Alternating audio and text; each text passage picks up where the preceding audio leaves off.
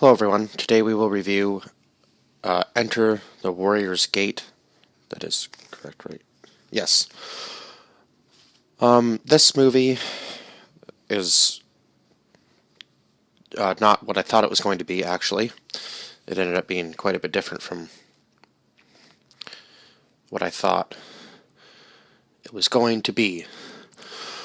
So I believe that... So we basically follow this kid named Jack Bronson. He's being bullied, and he doesn't look like... I'm sorry, but he looks like he could probably take on about all four of the guys that bully him right from the beginning of the movie. So anyway, he plays this video game, and I guess the video game comes to life. I'm not really sure one night because he plays this Black Knight character, and I guess he's the strongest warrior in the video game. So they're looking for the Black Knight to come and protect the princess. So I guess it was the video game that was yeah, that came to life. So all of a sudden he gets eventually he gets transported into the world of the video game, which I guess here from the description says transported to ancient China, which kind of seems weird because I believe it was just part of the game itself. So I'm kind of weirded out by that description that Netflix gives. But anyhow, so once he's in the world of the game, he travels with this warrior who's sworn to protect the princess and find her and bring her back to safety so she can become empress and basically she can control the land. Obviously, the warlord, played by Dave Bautista, doesn't want that to happen. He wants to marry the princess so he can have control and become emperor. That way he has the power over all of the land. So obviously Jack Bronson and the warrior that he's traveling with, they don't want that to happen. So there's also a wizard character too that helps out Jack in order to get him back home once he has fulfilled his duty. Yeah, this movie had kind of like a subpar acting. Anyway, they do end up saving the princess, and obviously the princess starts to fall in love with Jack because I guess she showed him, or he showed her what his world was like, and now he's saving her. Although I will say that the other guy who taught him mixed martial arts only gave him one or two lessons throughout the entire movie, and suddenly he's just a master mixed martial artist, which kind of seemed odd because that would take years of training. So, I mean, he already had skills anyhow, because in the scene where he's fighting in his own house when the warriors come through the gate on into his world, you could tell he had some sort of fighting background because, yeah, he just knew how to defend himself and obviously fight. Although some of it looked like dumb luck, I guess that was maybe because they were trying to show that he had no training.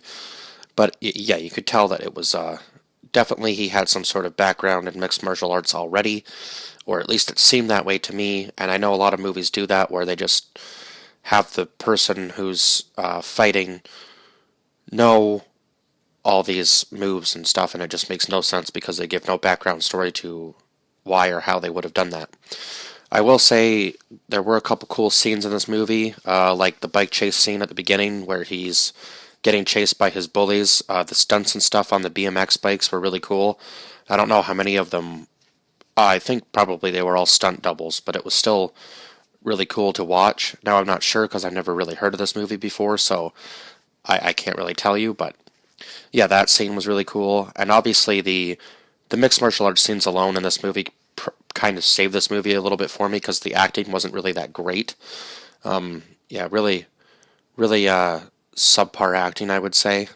I mean, I guess some of it was supposed to be kind of comedic because obviously a person from today's day and age being transported back into a video game of ancient China, it would be definitely different, and he'd be teaching them stuff as well as them teaching him stuff about their ways. And one of the rules that they had was if you touch the Empress, you die. You get your head chopped off.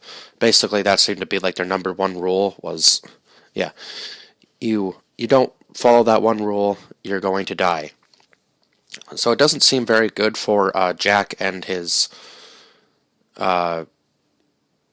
the other guy that are trying to save the Empress at certain or the princess at certain times before she becomes Empress because yeah, they almost get hung, but they get saved by the wizard because he puts a spell on the princess to make her look like a snake. I guess was maybe the thing that he was trying to make her look like. Anyway, uh, but they do end up saving her. I think I said that already, but yeah. Anyhow, I think that's.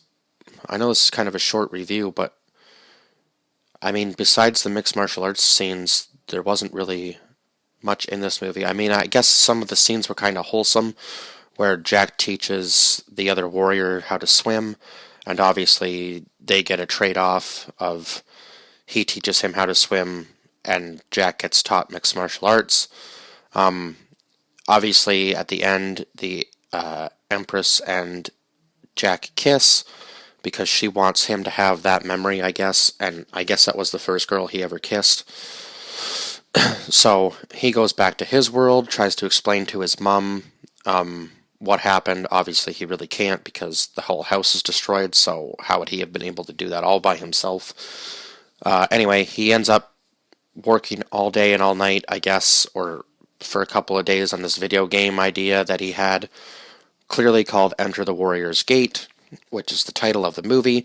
He sells the idea to a video gaming company and then gives his mom a check for $25,000 so that they don't have to leave their house because the start of the movie they were going to be evicted and he doesn't want that to happen to her. And when he comes home again, she's crying, and then he gives her the check and says, "Here you go, Mom. I've basically saved us from having to move." And he does suggest bringing in a foreign exchange student or somebody to uh, get get a room for rent in their house, and that's when he brings Su Lin in.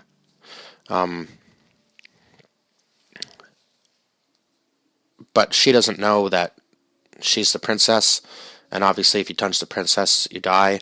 So when he's showing her around his world, he's trying to make sure nobody touches her, which is actually kind of funny.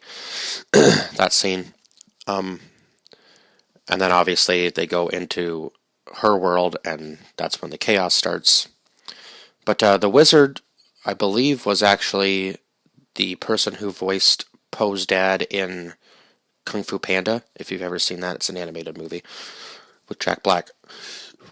But I believe that was who voiced his dad, or at least his adoptive dad. And I think that's pretty much it. Oh, and at the end, Su Lin comes back to Jack's world and orders ice cream behind him because that was one of the things they did when she was originally in his world. So, yeah, she wanted to come back and get ice cream, so I guess she made a new rule in her own world that everybody gets to take a vacation so that she can come back and obviously visit Jack because they're in love now. Even though I think he's in high school, so he's a teenager. Oh, and at the very end of the movie, he beats up his main bully, I guess. I think his name was Tyler.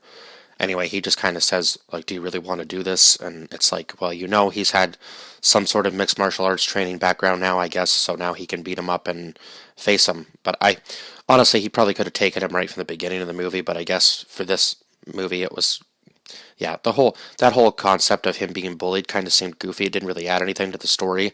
But, I mean, I guess maybe because he found his true calling when he went into the video game world, I suppose, was maybe the whole thing, so he could finally feel brave and stand up for himself. I guess in that sense, it kind of does have some sort of good background storyline, but I mean, only the really thing that saved this movie was the mixed martial arts scenes, because the acting wasn't really that great for this movie. It was kind of goofy in a way, I guess, and maybe that's what it was meant to be. But anyhow, That's why I can only give this movie a 4 out of 10. It wasn't really my favorite film. I probably won't go back and watch this again, unless somebody requests it to do like a review or something, but I wouldn't go back and watch this myself, that's for sure. But please go watch this film for yourself, because obviously everybody has a different opinion, and I think I've covered everything now, so please like, share, and subscribe, and comment down below your thoughts on this film if you've seen it. If not, please go watch it still, because your opinion could be totally different from mine, and I will see you guys in the next one. Bye bye for now.